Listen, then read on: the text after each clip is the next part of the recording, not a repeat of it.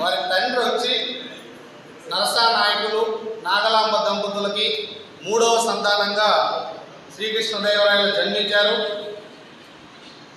అప్పుడు అనేటివాళ్ళంట శ్రీకృష్ణదేవరాయల జన్మ నక్షత్రంలోనే పెద్ద రాజు అవుతాడు, గొప్ప రాజు చక్రవర్తి అవుతాడని చెప్పి చిన్నప్పుడే అనేటవాళ్ళంట.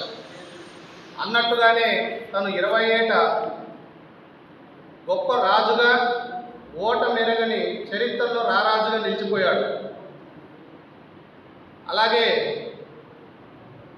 శ్రీకృష్ణదేవరాయల యొక్క పాలించినటువంటి అతి కొద్ది కాలంలో 20 సంవత్సరాలు పాలించారు. ఆ 20 సంవత్సరాల పాలనలోనే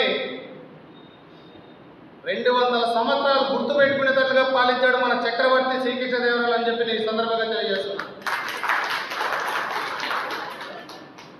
ఒక